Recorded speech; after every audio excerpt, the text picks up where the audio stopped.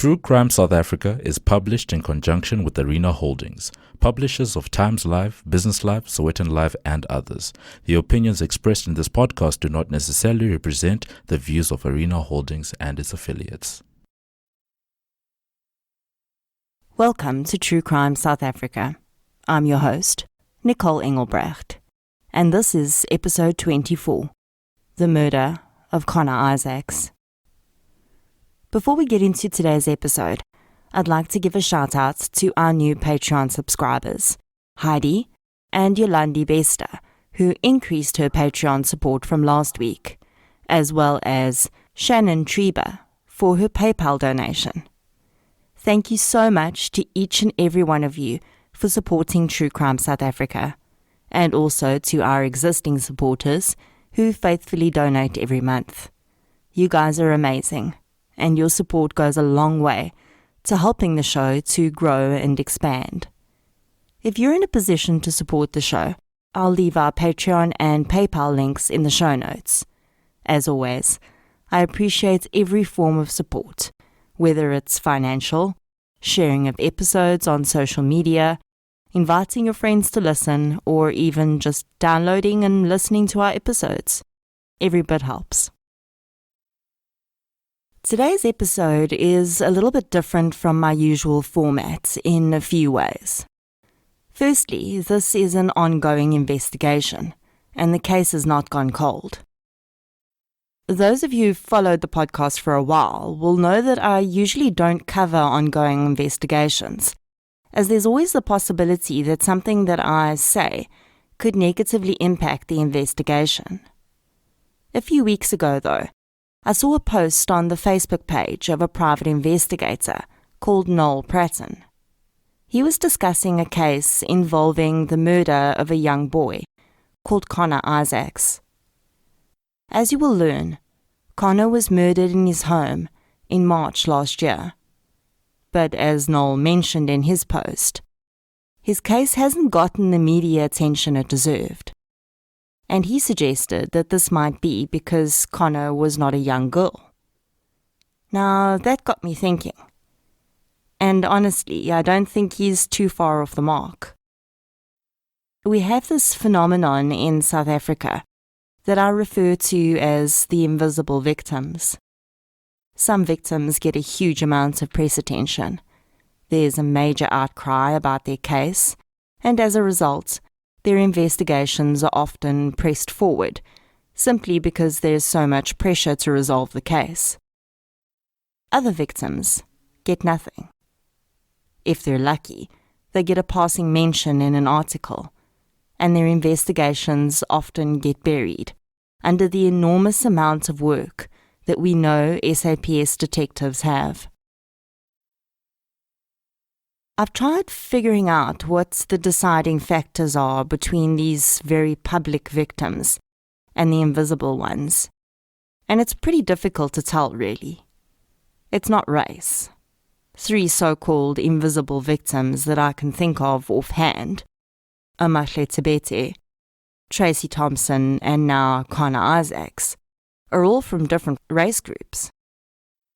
In some cases, like Connie's, it may be a gender thing to a certain extent. But mostly, I think it's this unspoken societal grading system where between the mainstream media, the public, and the authorities, we decide which victims are more important than others. You may balk at the word we, but it's true.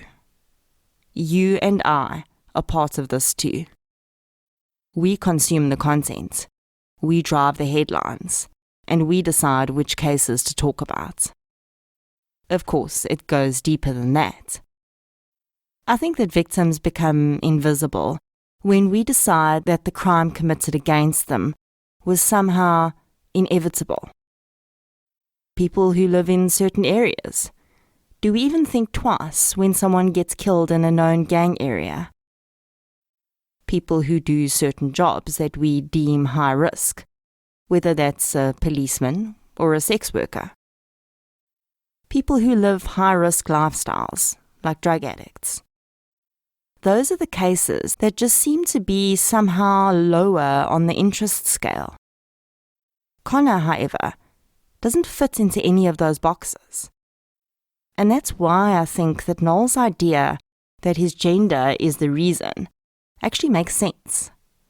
If we heard about a young girl who was murdered in her own home, and 1 year later there was still no resolution to the case, we would all be losing our minds. So today is about Connor, about who he was and what he still means to his grieving family. It's about leveling the playing field for once and refusing to allow anyone to become an invisible victim. The following episode may contain sensitive material, including descriptions of violence, sexual assault, or graphic descriptions of injuries to victims. If you feel you may be triggered by such material, please consider this before accessing our content. To access trauma counseling or services, please see the helpline information on our show notes. One of the other reasons that today's episode is different from usual is that I actually got to meet and interview Connor's parents and Null Pratton in person. So you'll be hearing much more than just my voice today. To begin with, and before I get into the details of the case, I'd like to introduce you to Connor Isaacs.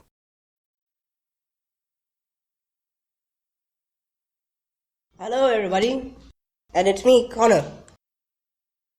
Now today, I've had some thoughts about stuff. People in my class have told me that I'm a really good drawer. Drew something, and I think you guys would like it. What do you think? Huh? And this is a Spinosaurus. I like dinosaurs. This is my name, my favorite color. Teal is some dude, alright? And this is the South African flag. Bye guys! That audio is from Connor's YouTube channel. On it, he discusses many of the things he likes. Drawings, dinosaurs, his favorite color, which is teal apparently. He sounds just like any other boy, doesn't he? Albeit with a pretty big personality. I wanted you to hear Connor speaking, so that you start this episode with his voice in mind.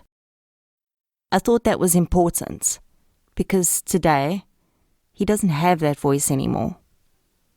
He doesn't get to talk about dinosaurs, or drawing, or gaming anymore, because someone decided that they had the right to take Connor's voice away when they took his life. After I saw that Facebook post by Null Pratton, we got in touch with each other and arranged a day to get together. While I've spoken to the victims of crime and their families on the phone before, this would be the first time that I would be meeting the parents of a murdered child in person, so I was a little bit nervous. I wanted to do justice to their story and get it right. I had no idea what to say. What do you say to someone who's suffered the ultimate loss and is still living with the aftermath? When I arrived at our meeting place, Connor's parents were waiting outside in their car, and from the moment I met them, my nerves dissolved, because I realized that the little bit of anxiety that I was experiencing was absolutely nothing compared to what they were feeling. Connor's dad, Keith, greeted me. We had an awkward moment as we'd just been told we weren't allowed to shake hands anymore, and then we started chatting while Connor's mom took a few moments to herself in the car before getting out. Keith immediately strikes me as a hard-working, strong man. He'd taken time off from work to do the interview with me and would be heading straight back there afterwards. As we chatted, Bridget Williams got out of the car. If you didn't know what Bridget had been through, you would have no idea on first meeting her. Her eloquence was the first thing that struck me. She carries herself with grace and is perfectly put together. She would later tell me that her counselor has taught her some coping mechanisms for situations like this, and it shows. Her calm exterior belies the storm that is raging inside her. I set up my equipment, and Keith, Bridget and I chat with Null Pratton, their private investigator. Keith hired him after months of feeling like his son's case was going nowhere. I followed Null's work on Facebook for a while, and I'm honoured to meet him. He has been in the industry for over 30 years, and closed some very high-profile cases. Null's not the stereotypical PI, though. He has this way of looking at things that surprises me. As we chat, I appreciate how open they're being with me about the case, and I can see the passion in Null about this case. He wants justice for Connor, and it's more than just a job for him. He takes it personally. I guess sometimes you have to get the job done. That brings me to another thing that'll be different about today's episode. Usually, as you know, I would bring you every detail I can find about the case. Today, though, I'll be holding a few things back. That's not because I don't want to share them with you, but because sharing them right now, at this critical moment, could harm Connor's case, and I'm not going to do that. You can be assured, though, that the minute this offender is behind bars and I get the green light, you will get a follow-up episode with all the information. Before I start recording, I explain to Connor's parents what I have in mind. As you all know, True Crime South Africa is a victim-focused podcast. I won't cover a case if I can't tell you something about who the victim was in life, because they aren't statistics. They aren't names on a piece of paper. They're human beings with families and parents, like the two people I'm sitting in front of. I ask Connor's parents to focus on telling me about who their son was, on the happy memories, on the things that make them smile when they think about him. The things that made Connor, Connor.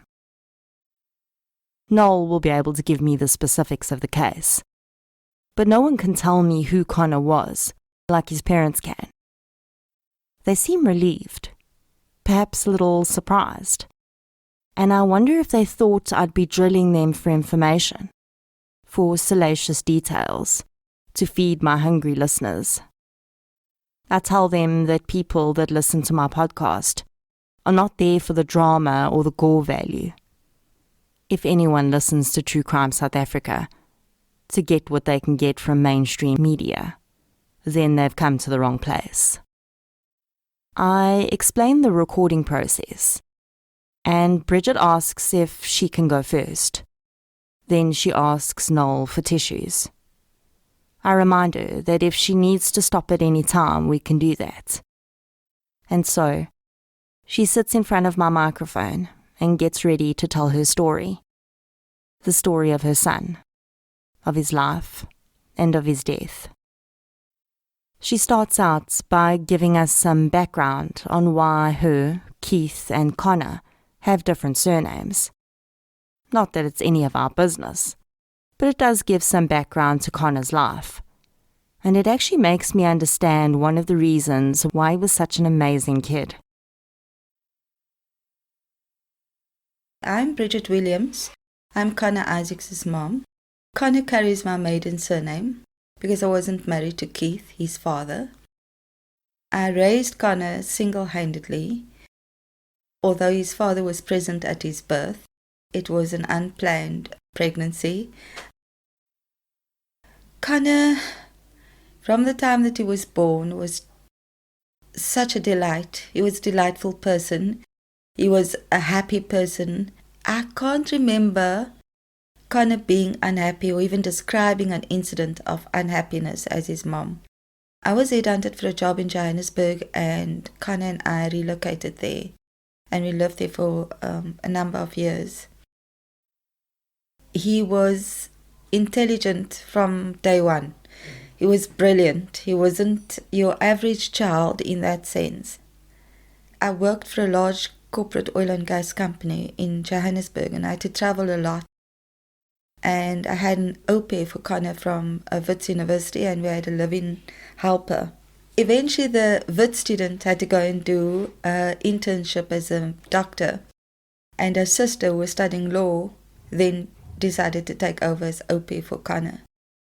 She then had to go and do her articles in law, and then her mum, Di, took over to take care of Connie. Connie became everyone's child. We used to come down to Cape Town a lot, and when I travelled overseas, I used to fly him down because I knew I'd be away for a while. And then let his dad know we're in Cape Town, Connie's here, and Dad would come and fetch Connie and spend time with him. We used to live with my cousin in Wynberg, in Cape Town, and the minute everyone knew Connie was in Cape Town, it was a big thing. Everyone fussed because Connie was in Cape Town. Whatever plans were made would be cancelled because Connie was in Cape Town. And that was the nature of the person. In grade 2, he became the ambassador for his school. Connie contested against high school students in the Sandton precinct from that age, and it was never a competition for him, but he always came first. He was an amazing writer. He could tell you about dinosaurs and read fluently at the age of 3. He would write his own stories. When he could start writing at the age of 5, he had produced his own comic book, which I was very impressed by. It had shout-outs in it, and it was hilariously funny because it's really what his thought patterns were that he had transferred into his book. He was a reader. He still, right up until the day he died, Connie was a reader. More importantly, at a very young age, he could read and understand what he had read and relate what he had read. So you could interrogate him and he'd give you that version. My parents used to come up to Johannesburg intermittently. My father's since passed. My mom and dad were obviously his grandchild, but also very impressed by him, especially my dad. And Connie would always say to him, "Grandpa, I will read to you," and it wasn't about Grandpa reading to him. He would read to Grandpa. And the same thing happened to me. I mean, Mom, because I had to skip a couple of pages when I had to read to him, they say, "Mom, that's not how the story reads, and let me read to you." And so Clemmy, one of his uncles who's also passed away, used to tease him a lot and deliberately also read to him. So everybody had to read. He read, and so everyone had to read. He loved dinosaurs, and everybody had to sit and listen to his stories about dinosaurs up until the day he died. Connie, since the age of 3, was consistent up until the day he died that he was going to become a paleontologist. We used to joke that we always knew a couple of fossils he could study, and he'd say, "Mom, that's not nice," and we'd laugh about it. Up until that moment, it's lovely stories about Connie that really give you a good idea of who he was. If it wasn't for the fact that Bridget says, "up until the day he died," you would never know that this wasn't just a proud mom talking about her child, who at any minute could walk through the door, giggling and joking and talking about dinosaurs. Then Bridget turns the conversation, and suddenly there's no doubt that we're talking about a tragedy. What I need to say is that he's never going to realize his dream of a paleontologist. He was passionate about paleontology. His father will tell you how much work Connie would put into understanding paleontology, the understanding of dinosaurs. So I would try and take him to places where he could relate to dinosaurs. Like in Mpumalanga, there are some caves, for example, or get him literature. Because he was a reader, Connor had more books in his room than an average child would have toys in its room. And that continued until the day he died. When he went to high school, he actually said, "Mom, I'm going to need to choose my subjects." And I said, "Yeah." And Mom wasn't crazy about the paleontology thing. I'm thinking, this is South Africa. Where are you going to get, what are you going to study? So I would always encourage him to follow his dream. But I also would say to him, why don't you just do a BSc degree first? In fact, you'd have to do that and then specialize in paleontology. And then you'd have to go back to Johannesburg and study at Wits because that's got the best faculty in that. And he'd look at me as though yeah, I suppose so. But his dream was paleontology. There was nothing could have convinced him otherwise. So up until this point, Connor had lived with his mom in Joburg. He would see his dad when they travelled down to the Cape, and his dad would come up to Joburg for events. As Connor got older though, quite naturally, he wanted to spend more time with his dad. While we lived in Johannesburg, Connor, at around the age of 10 and a half, said to me, "Mom, why can't I live with my dad?" And I'm like, sure, where does this come from? He's only 10 and a half, but he was just way too wise for his years. And I had that conversation with him, and we spoke to his dad, because Connie used to get awards and stuff. Dad used to come up for his birthday and awards, and so he was involved in Connie's life, but obviously there was a lot of distance between the two of them. At the time, my career was up there.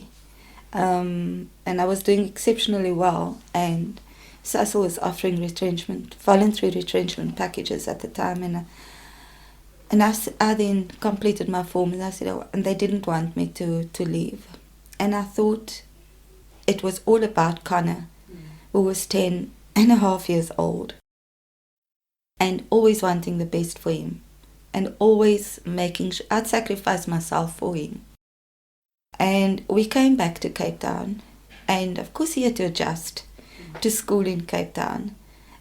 He wrote the bullying process for his school in Johannesburg.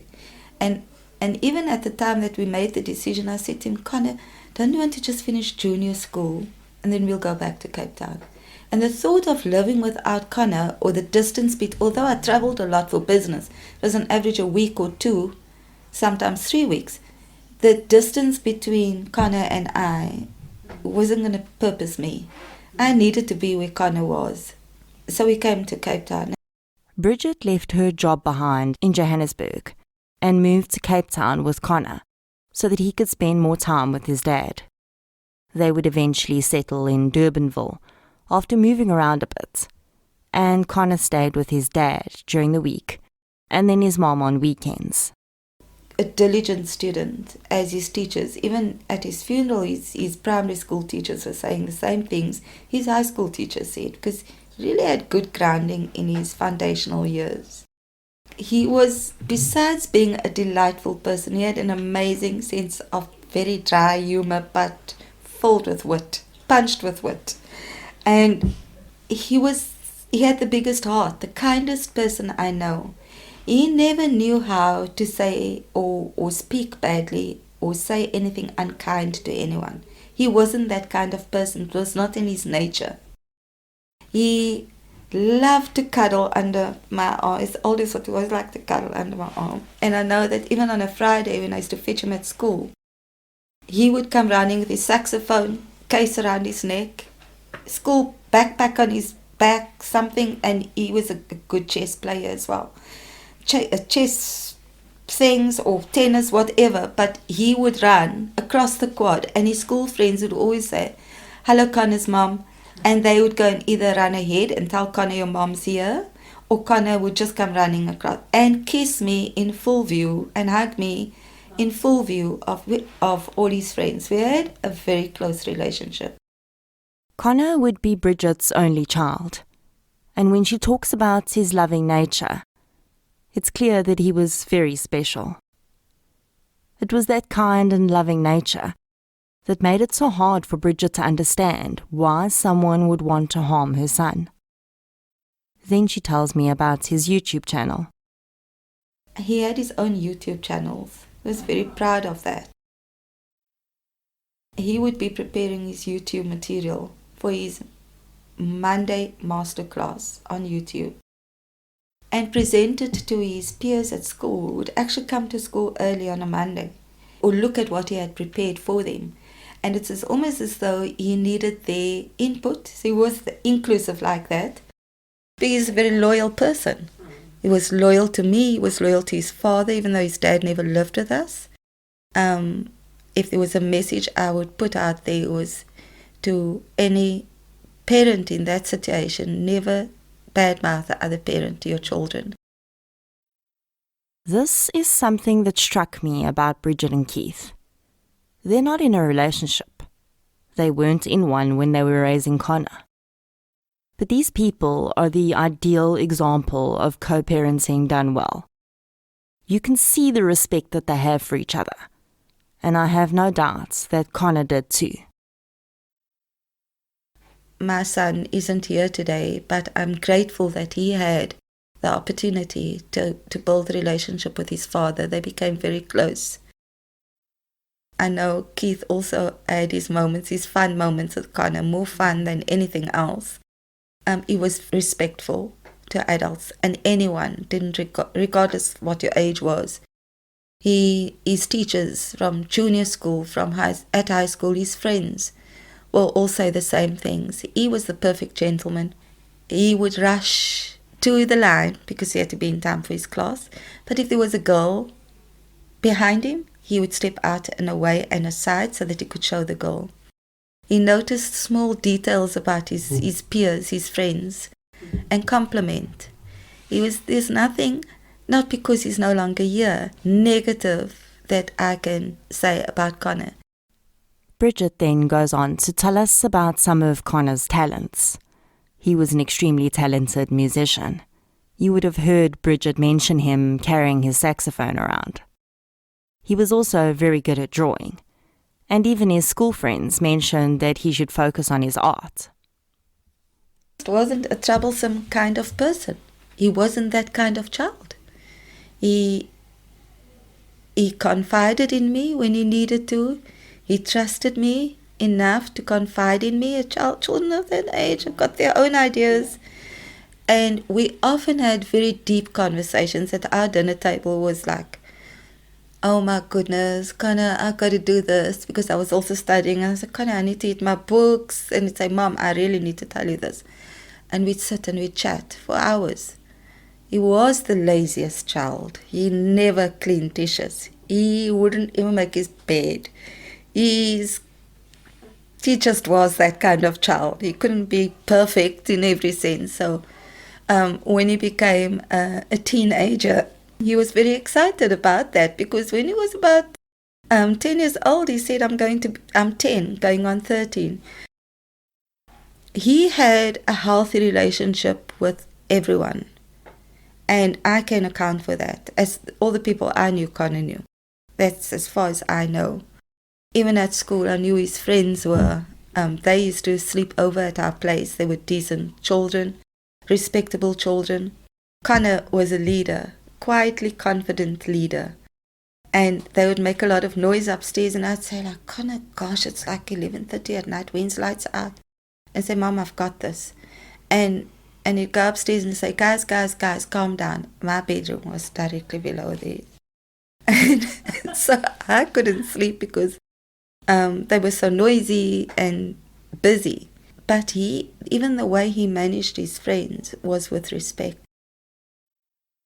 And I want to add to the gentleman thing again. We went out and I slipped but didn't fall, almost fell. And Connor then took me, because it was a gravel area and it was sort of sloped up.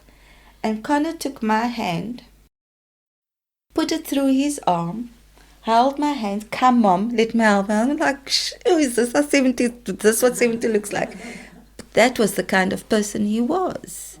He wasn't a demanding child. Kids at that age want labels and brands. Connor wasn't that child. We went overseas and we used to talk, he was very familiar about geopolitics. Again, it's one of my passions. And he understood and could identify Syrian people, which is very difficult in Turkey, for example. And his teachers can tell you that story, how he related and showed empathy for those people because they had nowhere to go. Syria was shot up and they had to seek refuge in other neighboring countries. So he could relate that story exceptionally well. This is something that comes across in Connor's videos as well. He was really concerned about other people. And that's quite odd for a teenager. Most teenagers are quite selfish. We all were.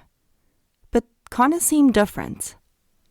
Again, this is another reason that Bridget would find it so difficult to comprehend that someone could hold enough contempt for her son to take his life. I'm a proud mother. I'm proud of who Connor always was. I'm proud about the fact that he wouldn't even allow his peers in his class to disrespect their teachers. I'm proud that he could stand up for who he was. That's why I say he was quietly confident. He was not a violent child. He wasn't exposed to it. He didn't know how to do that. He couldn't harm an insect. He was totally innocent in that respect.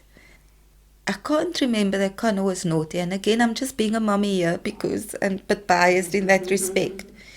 But we could agree to disagree, like adults would.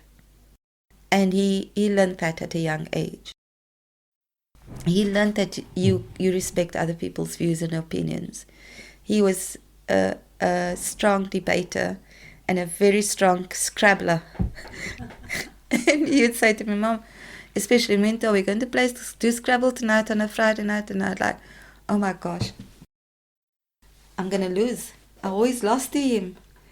And he would try and be nice about it and funny about it and let me win the next round of Scrabble. He was very humble in the sense that nothing in life was a competition for him.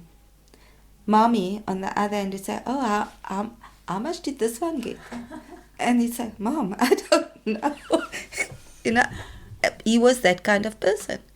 He didn't see it as a competition. He was naturally good at what he did.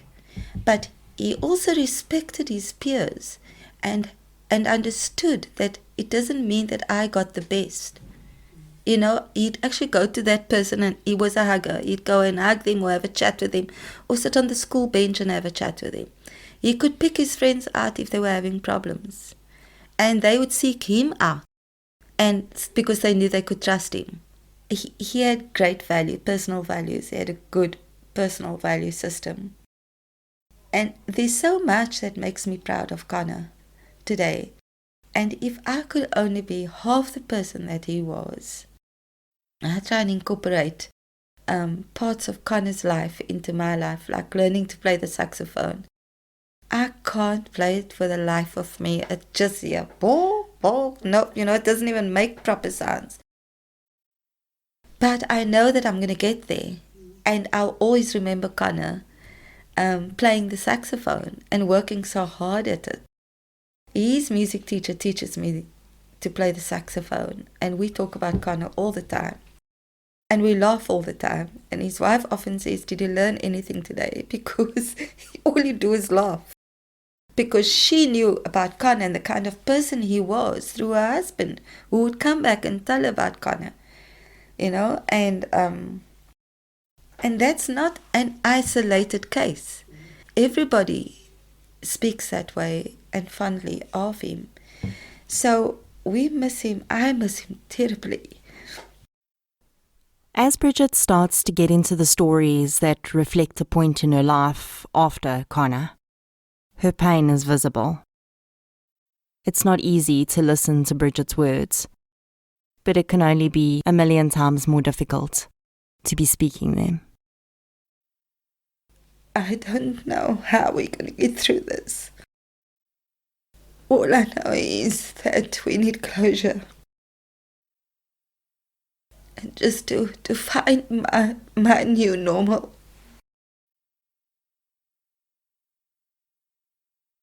I battle. I'm still in therapy, in trauma therapy. I battle on a daily basis. It's frustrating because there's no progress. I know Null's trying to do what he can. It's frustrating that Connie's case doesn't receive priority, and it lacks consistency in more ways than one. Bridget then tells me that she has not yet been able to delve into the details of how Connor died. Later on, we'd have the discussion, and this would be revealed to her. Her shock will be palpable, but again, there's that disbelief that someone out there could have had such anger towards her beautiful son. And it's at this point that we get into what happened to Connor Isaacs and what has led four people who would have had no other reason to meet to be sitting in the same room talking about him. After Connor moved in with his dad, Keith decided that he wanted to move to a safer area. He worked long hours, and Connor would occasionally be at home alone for a few hours until Keith got home, so he wanted to make sure that his son was safe. He found a house in a Cape Town suburb called Glenhaven. It had been standing open for a little while before they moved in, so there was work to do. But Keith was happy with the area because it was a family street, with many of the residents being home during the day. School holidays were coming up, so he was glad that they could move in time for Connor to be safe while he was on holiday. On the 27th of March 2019, Keith said goodbye to his son in the morning, knowing he would likely be playing on his Xbox for most of the day. Keith tried to phone Connor at 10 o'clock in the morning, but didn't get an answer. He didn't think that this was strange because sometimes Connor would have his gaming earphones on and not hear the phone. He tried twice more during the day and got no answer. Keith got home at 6:30 that evening and called out for his son, perhaps getting ready to give him a telling off for not answering the phone. The house was silent. He made his way into Connor's room, and the sight that met him was something that no parent should ever have to witness. 14-year-old Connor Isaacs had been strangled, but he must have also struggled with his attacker because there was a blow to the back of his head, and he'd experienced significant blood loss. Connor was dead. Bridget described receiving the phone call that changed her life. All I can still hear in my mind is Keith's voice screaming, "Bridget, come! Connor, come!" I was already in my PJs. I was planning to work. I don't know what happened. I had no idea what had. He never said Connor had died or was murdered or anything. All I said to Keith was, call the paramedics and call the police. I had no cooking clue what had happened. I was 3 times over the speed limit driving from Durbanville to Bellville South. I don't know what happened that night. Must have been deep shock, according to my therapist. Probably deep shock. But just a mother's intuition. Something bad has happened, but I don't know what it is. And about halfway there, Keith phoned and he said, "Where are you?" And I said, "I'm on my way." I couldn't get there soon enough. If there's one person between Keith and I don't mean it unkindly as far as Keith is concerned, Connor would have reached out to me. He'd have called me if he was stuck. Or he'd call me and he'd say, "Mom, Dad's working late tonight. Are you able to fetch me?" And I would say, "Okay, no problem, I'll be there." And every Friday we had a date. We'd go to lunch, fetch him from school, go to lunch. I'd spend time with him. And the weekend before he died, they had just moved into Glenhaven. And Connie and I saw each other the Friday, the Saturday and the Sunday when we went to buy linen. He wanted to have his room redone and decorated. And that Sunday, I sat next to him on his bed and we were chatting and laughing as we usually do, and joking and finding light moments, a little knowing that Connie wouldn't be there. The paramedics arrived and declared Connor dead at the scene. Detectives started their investigation. There was only one window on the house that didn't have burglar bars. It wasn't visible from the street, but that was where Connor's killer seemed to have gained access to the house.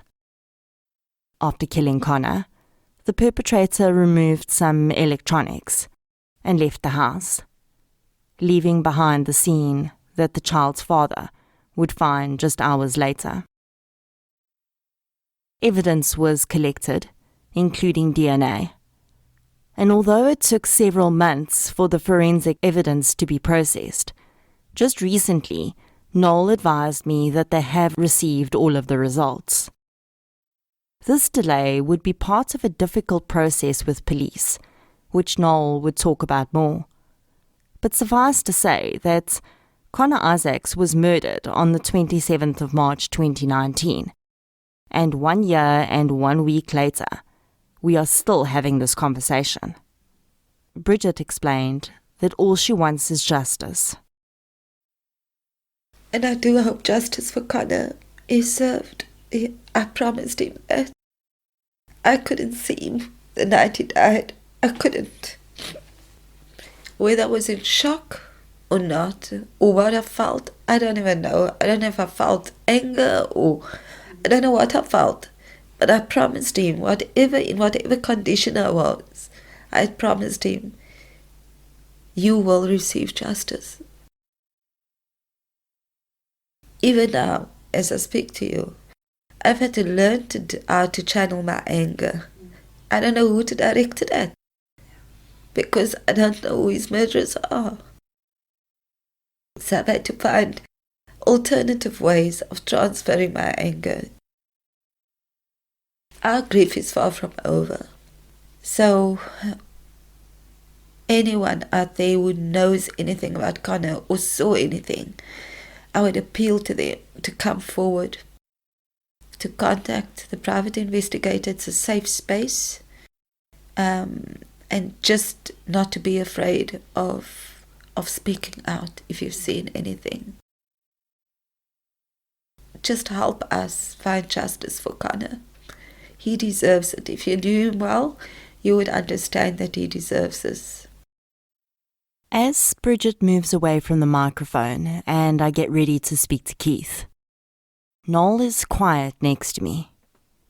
Suddenly, he mentions that something that Bridget has said while she was talking about Connor has surprised him, and he thinks it may open up a new area to investigate. I won't say what it was, not because I don't want you to know, but because there just might be someone listening, and we'd like them to wonder. What light bulb went off in Noel's head at that moment? What does he know now that you didn't want him to? Keith moves into the chair I've set up for recording. His face is tense. I asked him earlier if he thought he'd be able to talk about that night, about finding Connor. Looking at this father's grief-stricken expression, I know that there's no possibility he can go back there. My conversation with Keith turns into some offshoots with Bridget, and I discover that Keith has children from a marriage which ended with the death of his wife from cancer. This man has an intimate relationship with pain, and yet here he sits, ready to talk about his son, to a complete stranger, in the hopes that someone listening will be able to help. My name is Keith Abers. I'm the father of Connor Isaacs. I'll try and do my best to share some of the memories that I have of Connor. My earliest memory of Connor was the day he was born, remembering the nurse handing Connor to me as a newborn and looking into my child's face. It was the most amazing feeling.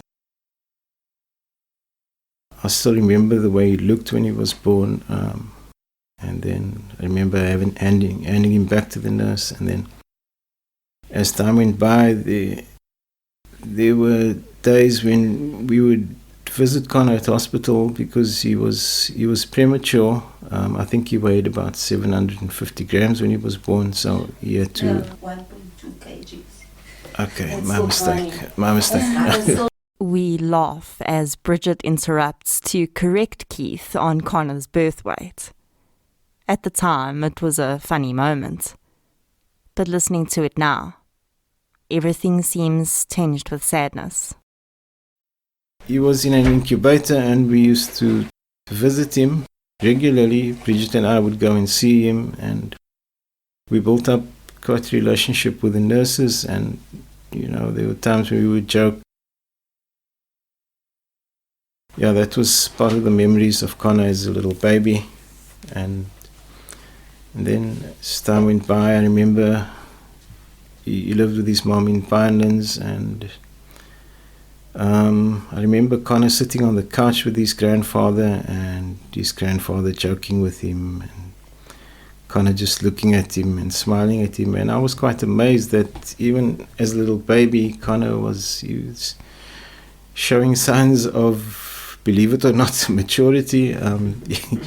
He just seemed to be so ahead of his time, and he was a friendly child. I have only good memories of Connor. I remember when he came to stay with me in Pinelands, and he went to school at Pinelands Primary, which is like just across the road. And I remember going to work and then receiving a call from somebody unknown, and then I discovered that it was somebody who was working at the flat, and they had let Connor in at the security gate. And Connor just had a way of getting along with everybody.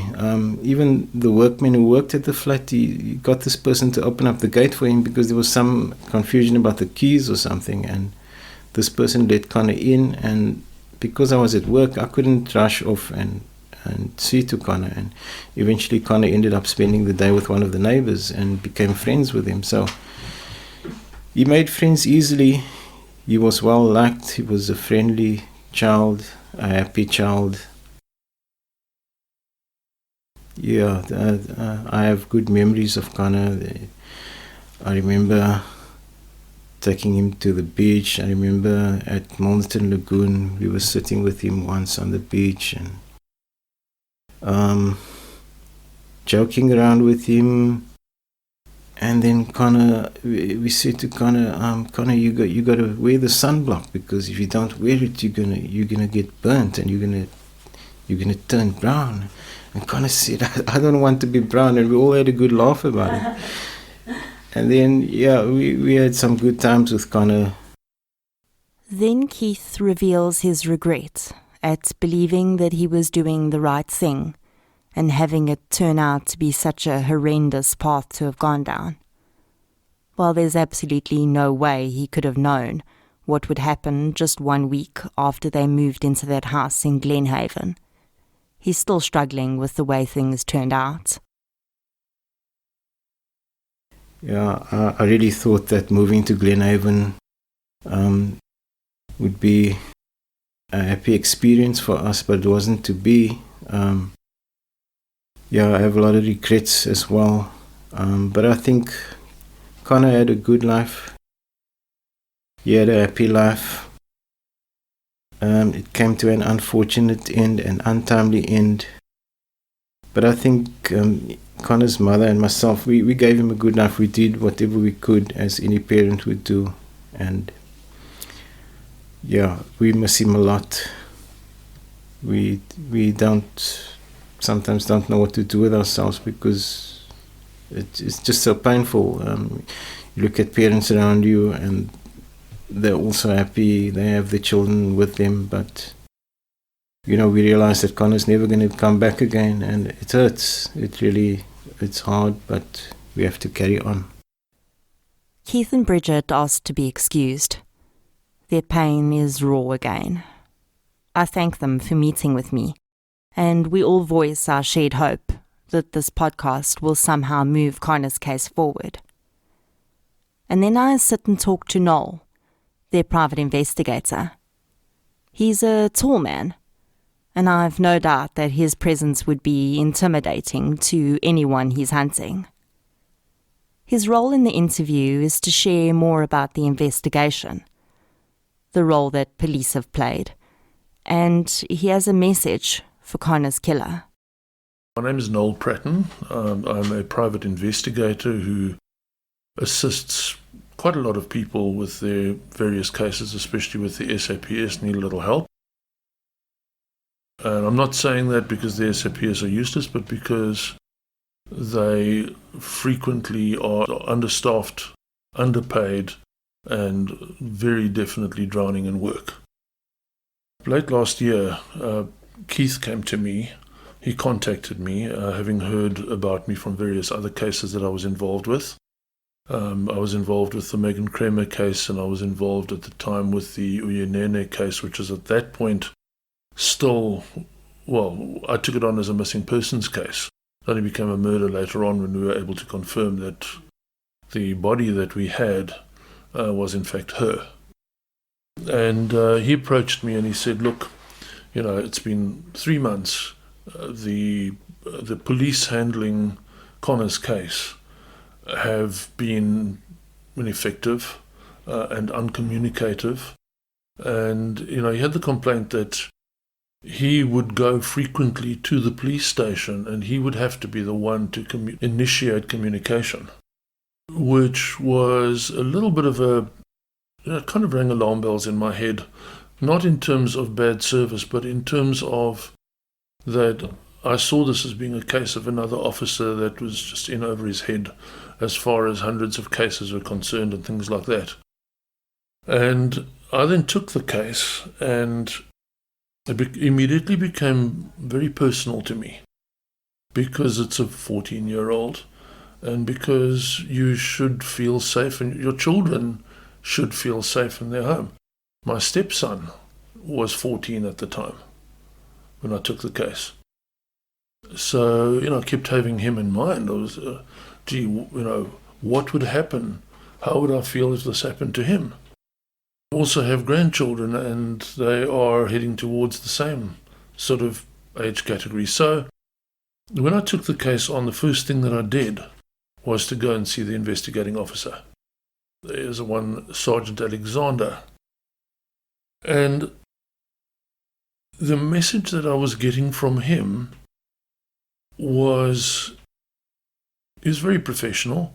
He's gone through all the motions, but somehow I just didn't feel like he was 100% there on the case. That I don't want to criticize him, but on the other hand, it just felt to me like he was shut down when it came to communicating with me. And as a result of that, he really didn't share much with me about what was on the docket. He shared nothing about what's in the pathology reports, shared nothing about the ballistics in the case. And normally, I've got a reputation amongst the police for working very closely with them rather than working against them, which is possibly what some private detectives do. I believe that my police colleagues are well qualified, and that some of them are very experienced, and they can really do their jobs, but they need some help because they are overwhelmed. So when I spoke to this guy, it was a bit of a shock to me that he wasn't sharing anything.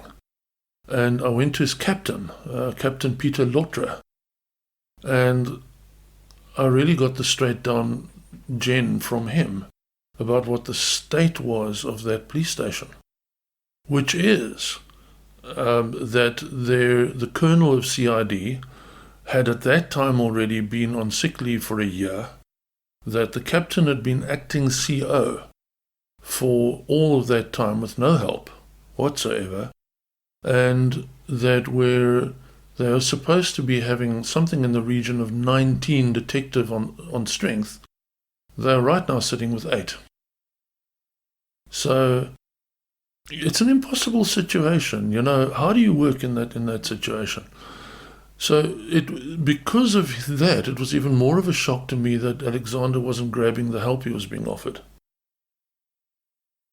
I started looking into the case. I went and visited the scene, which of course by that stage, I mean, the whole house had been repainted and things like that. But I do that in order to get the feel. I'm a very kind of spiritual person. Sounding like I'm making kind of hocus pocus, but it's not like that. But I do get the feel of a place, and I get the feel of kind of what happened there. And there were immediately things there that I noticed that hadn't been shared with me by the police. For example, there was only one window there that didn't have almost impregnable burglar bars on it. Okay. And that was a particular small window in the house. I won't mention the location because that's... The point is, the immediate thing that came to my mind was you had to know the house in order to know where that window was. So that was immediately a point that the police had not discussed with me. Then other certain things kept cropping up. And the way I decided to go forward with this case was to talk to people around the periphery of the case more than anything else. I kept at the same time trying to go back to Alexander, and he was never available. Almost never. Neither was his captain, for months. And during those months, neither Keith, nor Bridget, nor myself ever got a phone call from them. So the issues that were going on in that police station were obviously affecting this case. What I ultimately did was I went to the office of Brigadier Tele. I hope I'm pronouncing it correctly, but he is what they call the DPC, the Deputy Provincial Commissioner for Criminal Investigations. In other words, is the ultimate boss of every detective in the province. And what really shocked me, because I've worked with DPCs from other provinces, is that this DPC really shut down on me as well. He was very uncommunicative. He promised to send off a couple of emails to help the forensic process along, because at that point in time, we still hadn't received certain reports back from the labs. But there was no comeback, there was no communication, there was no report back of any kind. So essentially, I mean myself and the parents of the child, were feeling very isolated by the police. That's very unusual because normally the police work very closely with me. So long story short is we do have some possible suspects in mind. Can't mention names, of course, or anything like that at the moment, but there are certain aspects of this case that just have not been, it's not been communicated to us by the police that they have taken cognizance of these aspects. They may well have, but they haven't told us about it. So we're working in the dark instead of being able to work in a partnership.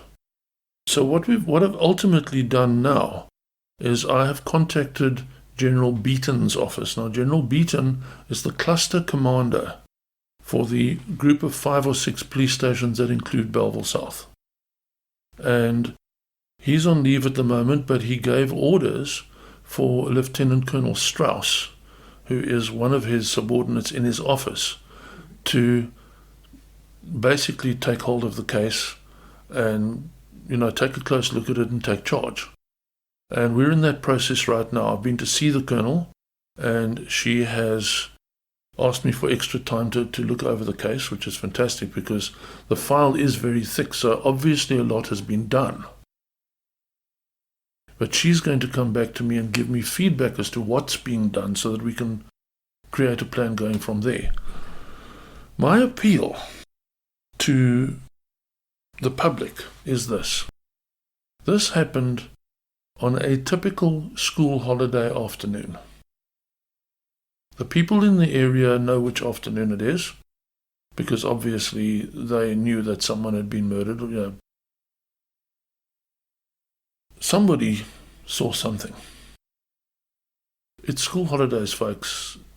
There were children playing in yards, I can guarantee you that. There must have been people that walked past at some point. I'm sending out an appeal to anybody who saw any movement around that house or in that street or in the adjacent street, because the house is near the corner, okay? At all on that day. Anybody that was a stranger that walked past or drove past, some strange car. Folks, anything will help at this point. Okay? We have our thoughts as to who might be possible suspects, but we need the help of the public. As investigators, we can never live without the public. It's not possible. So, I'm saying to the public out there, come forward to me. I'm going to give my cell phone number right now. And I can tell you that you will be totally protected. You are safe. My cell phone number is 084 762 5913. You can send me a please call me. I'll phone you back. I will meet with you in secret. I will do whatever it is that is necessary to protect you. But we have a young boy here who needs your help. This family needs closure. So I'm putting an appeal out there and saying, please, help us, public. Somebody saw something, even if it's just your child. I'll listen to your 3-year-old who was playing outside, because they generally have clearer memories than you and I do. And I'm going to send another message out there. And this message is to the murderer, in case you're listening. There's something that you need to know. I've been in this game for 33 years, and I'm coming for you. And I'm never, ever, ever going to stop. So, if you want a little bit of mercy, a little bit of consideration in your court case, I would quietly suggest that you come forward now. You also have just heard my phone number. I suggest you give me a call, because it's not going to go well with you when we catch you. That is not a threat in terms of that we're going to do something illegal to you. But I promise you this. Luyando Botha, who was the Uyenene murderer last year, Uyenene was also my case. He got 3 life sentences. Don't expect less from me this time. As I drive away from that interview, I feel the sadness that's welled up in me as I listen to Connor's parents turn into anger. On the 27th of March 2019, Connor Isaacs was looking forward to the school holidays. He planned on playing Xbox. He wanted to be a paleontologist. On the 27th of March 2019, someone decided that what they wanted was far more important than what this 14-year-old boy wanted. They entered a house and brutally took his life, leaving his battered body for his father to find, so that now he doesn't just have to live with his little boy being gone. He has to live with that sight, that horrific scene that's forever burned into his memory. The police have been slow to act, for all the reasons that Null explained. With him now driving the movement, I truly hope that we will soon see results. What we need, though, what Connor needs, is for the residents of Glenhaven to think and reach within themselves and do what is right. You might be listening to this while in lockdown, protecting yourselves and your family from COVID-19. Connor didn't have the opportunity to protect himself. No one gave him that chance. And now as you sit in your house, in that street that he was killed in, or maybe just around the corner, with your sealed lips, you take away his chance at justice. He was only your neighbor for a week, but you don't easily forget the day a 14-year-old boy is murdered in your street. And if you do forget, perhaps you should remember that tomorrow it could be your child. I feel extremely honored to have been able to tell Connor's story, and I'm grateful to his mom and dad, as well as Null for trusting me with this. I know that his parents will eventually find, as Bridget calls it, their new normal. But that shouldn't have to include wondering who killed their child. If somehow the person or people responsible for this crime do come across this podcast, please be assured that just as Null will never give up, now that I've met Connor through his parents, neither will I. I haven't forgotten Immokalee, Marie, Tracy, or any other so-called invisible victim that I've covered on my podcast. And I'm not going to forget Connor either. I may not have the biggest platform, but I have a community of listeners who are just as passionate as I am. And that is where your problem lies. Because we will not stop talking about Connor. We will not stop telling people his story. And eventually, one day very soon, you're going to get a knock on your door. Are you ready?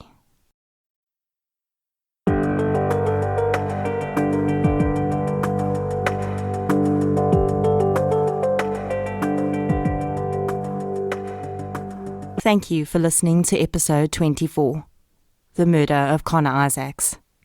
If you enjoyed this episode, please be sure to subscribe on the app that you're using to listen right now. You can also follow us on social media.